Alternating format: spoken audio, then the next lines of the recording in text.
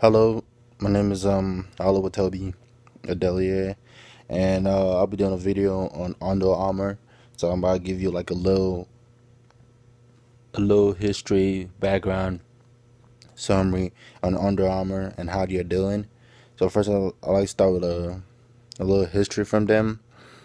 Under Armour was founded by Kevin Plank in 1995, and like he was a football player at University of Maryland, and he was a kicker, and he used to sweat a lot, so that's where he kind of got the idea that he wanted a material that he could wear that was help him like st- stop him from sweating a lot, which is what made him create this new fabric which Under Armour uses.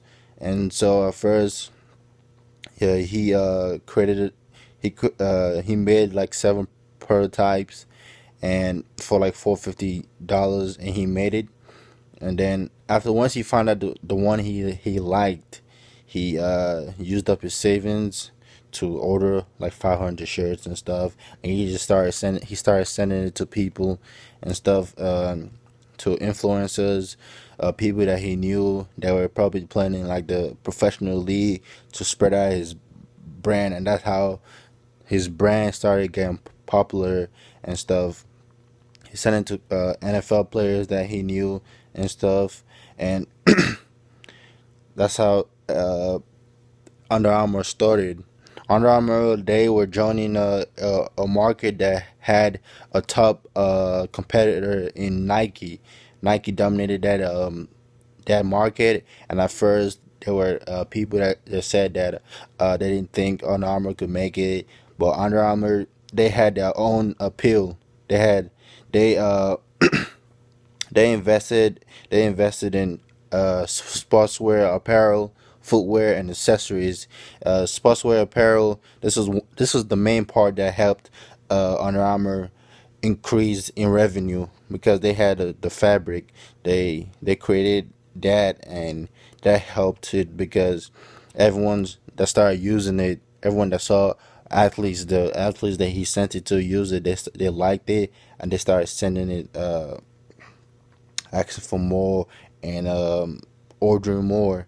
So that's like the main part, but also they're also in the footwear and accessories department.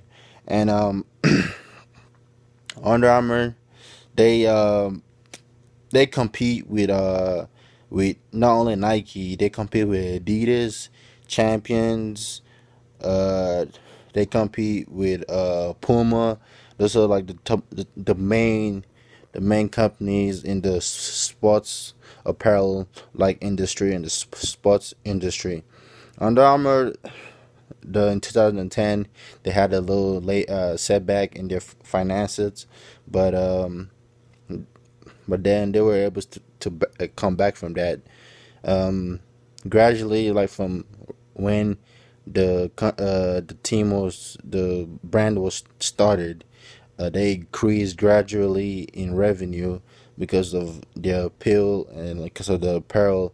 And one way they were able to do that is the way they marketed their brand.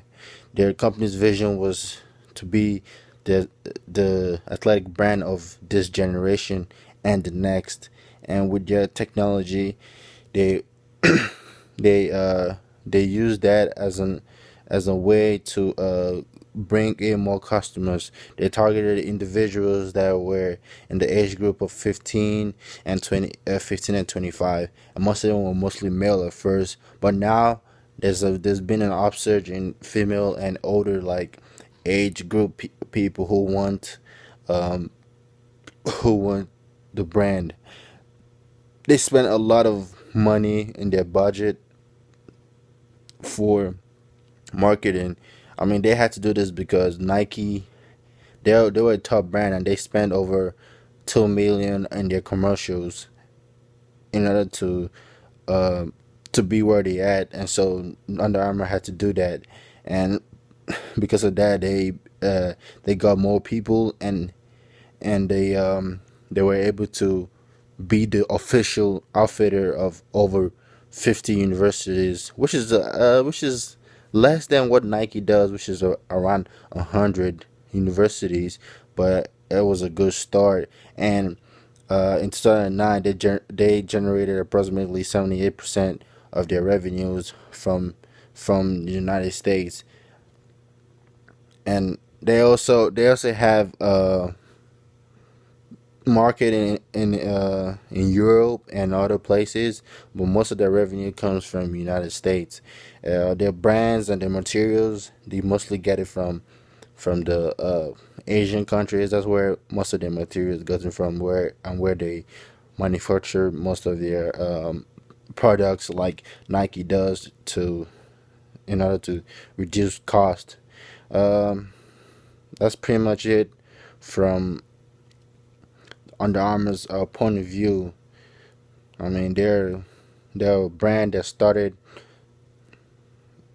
kind of early, I guess, from other brands, and jumped into a market that was clearly dominated by Nike, and they held their own against Nike, and to become a major brand among other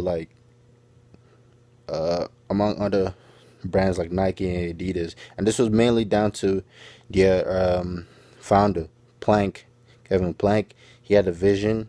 He executed a vision. He believed in himself. He believed in his company. He was aggressive. He was aggressive in marketing his country. He was aggressive in the way he believed that his country could compete with Nike, and that kind of helped them and improve their finances. Even the money he used to invest, he got twice, probably like 10 times more than t- 10 times what he invested in for his money.